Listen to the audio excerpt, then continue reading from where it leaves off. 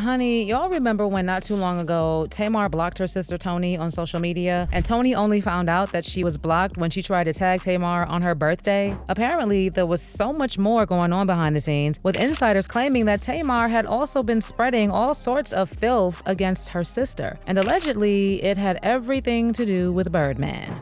Are you guys a couple? Well, T, that's my girl, my friend, my family. Do you have sex? That's my love, my soldier, my life. She my everything, and I trust her. Because you bought her a Bentley truck.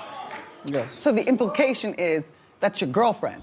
She my life. I'm not necessarily talking about them being in love, but how the streets was saying that the marriage and the divorce may have been a way for Toni to hustle Birdman because she is Baroque. Allegedly, this is a narrative that Tamar has also been pushing behind the scenes. So is this a way to get back at her sister because of the recent drama they've been having? Let's find out. Now, y'all know that it's been one hell of a roller coaster with the Braxtons, and their shenanigery, especially with Tamar, has only escalated in the last couple of months. I mean, Tamar went on a meltdown before she disabled her social media accounts, and she made several explosive posts on her X page claiming that her family is toxic. In her now deleted posts on X, she wrote, "Y'all have no idea, none. The gaslighting is crazy, and I'm going back into treatment. OMG. I just pray that my marriage can be saved and my life can be spared. My family is awful." She also said in a different post, "I'm so mad at my life. My family is toxic. I should have never went back to BFV." Tamar also recently revealed that in the upcoming season of the Braxtons, she was asked to be Tawanda's maid of honor, but admitted she felt the invite wasn't sincere. She shared that she wasn't included in the bridal shower or kept in the loop with details beforehand, saying she basically just got a text a week before the wedding asking if she could take on the role. Tamar pointed out that Tawanda had Toni and Trina heavily involved in the process, making them feel welcomed, while she felt excluded. Because of this and ongoing tension with Tawanda's now husband, who Tamar says has spoken on her and fueled drama, she decided not to attend the wedding. Okay, we know that she's probably not had the best relationship with Tawanda, but Toni? I mean, I really thought they were cool. Well, apparently not. And based on reports, they've had issues since sometime last year. And Toni only found out on Tamar's last birthday when she realized she had been blocked. Toni herself shared that she might have been blocked by her sister when she wrote, "I wanted to repost that gorgeous picture of you, but I'm blocked." Again? Anyway, happy birthday, Tay. On the other hand, Tamar said that was pure gaslighting because Toni could have just called her. Tamar later posted screenshots of a text message between her and her sister in her Instagram story that showed them trying to pinpoint which city the other was located in just a day prior. Guys, I don't know when or how the scuffle with Toni started, but word on the street is that Tamar has allegedly been running her mouth about her sister and saying that she only married Birdman for his money, allegedly. So as far as the relationship with Birdman, when they first started dating, both Toni and Birdman talked about the possibility of marriage, but the wedding never actually happened. And Toni said they kept pushing the date because of work commitments, but that was just total BS. If she wanted to marry the man, she could have. Remember, shortly after this is when Toni said she lost her $1 million engagement ring to apparent theft after leaving it in her checked luggage, and this whole situation was just super fishy. Then the next thing we knew, the two broke up in 2019, and at the time, Birdman wrote a solitary and cryptic "It's over" caption on his Instagram, and then proceeded to delete every picture of Toni from his account. On the other hand, Toni posted a pic of herself in a red gown and wrote in the caption, "Starting a new chapter isn't always an easy choice, but always choose to be chosen. Cheers to a new year." But the two then appeared to reconcile weeks later after reuniting on stage during Toni's tour stop in Atlanta, Georgia at the Fox Theater. But then in December 2023, Toni shut down marriage rumors, writing, "#fake news. My dear friend at Birdman and I are not married. Never been married. We are both single." But then in a rather shocking turn of events, we found out this year that they actually got married, then separated after 48 hours. In court documents I got my hands on, Toni and Birdman used only their initials, TB and BW. And while they probably hoped the details would remain a secret, it didn't take much to realize that the documents were about Toni and Birdman. Now, based on court documents, Toni and Birdman secretly married on August August 8th, and it says there that they separated on August 10th. Then Toni filed for divorce 2 weeks later, and in the docs, Toni and her attorney called the marriage irretrievably broken. Well, here's another plot twist to the situation. Yes, they separated just 2 days after getting married, but Toni dismissed the divorce petition in January 2025, and Birdman signed off on that too. So, as of now, they're legally still husband and wife. But as for whether they're happily married, baby, I don't know. But despite the legal status of Toni Braxton and Birdman's marriage, the reports and signs suggest their relationship may be over. Neither has been seen wearing wedding rings, and both have scrubbed photos of each other from their Instagram accounts. Weird, right? Anywho, now in light of this, people started speculating that Toni only married Birdman for the money. And given her financial situation in the last couple of years, that wouldn't be surprising. Yes, there's no denying that Toni is one of the most successful female R&B artists of all time. She started singing with her sisters in the Braxtons in the late 80s, then signed for a solo album, Toni Braxton, released in 1993. And it was an instant hit, climbing to #1 on the Billboard 200 and moving 10 million copies. The standout singles, Breathe Again and Another Sad Love Song, also helped power the album, whose producers included Babyface and Antonio L.A. Reid. Toni then followed up her debut with another successful album, Secrets, which included the smash Unbreak My Heart. The single sold 10 million copies worldwide, ranking as one of the top singles ever released. She has actually recorded 9 studio albums, the most recent released in 2020, and all of them have been pretty successful. But what a lot of people have found surprising was that despite all of her success, which included generating more than $170 million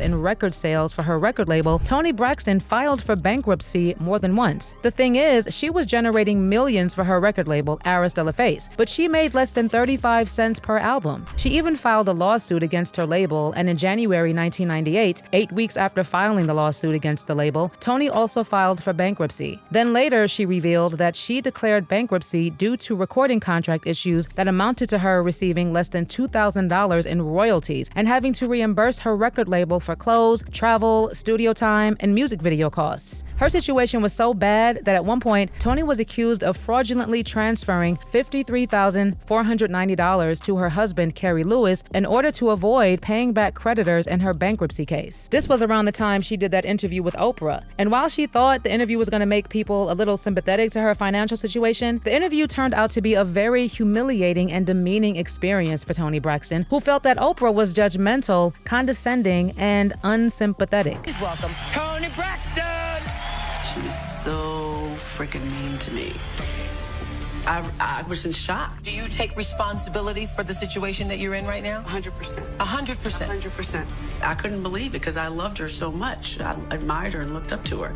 And she pretty much reprimanded me. I read that you were upset about stories that your overspending caused this. She says to me, I hear you have Gucci flatware. I'm Oprah Winfrey and I don't have Gucci flatware. First of all, I didn't know Gucci made silverware. You ain't got Gucci flatware because you didn't want to buy it. It's not because you couldn't afford it. What do you mean? And immediately, she made me feel this big, this big. That moment completely changed my career. It made people look down on me. And as if that wasn't hard enough, Toni also filed for bankruptcy again in 2010. But this time, it was because she was diagnosed with microvascular angina and then lupus, which forced her to cancel her lucrative Las Vegas contract. Like a lot of people don't understand, my second bankruptcy was because I was sick. I have lupus, and my show in Vegas got canceled. And the insurance wouldn't cover The insurance didn't cover it, so I had to pay myself. And so That's a lot. That was a lot of money. It's a lot of money to put up a show. People don't understand it. So if you see a concert, you see the lights, you see the band on stage, the artist pays for all that. The hotel rooms, the salary.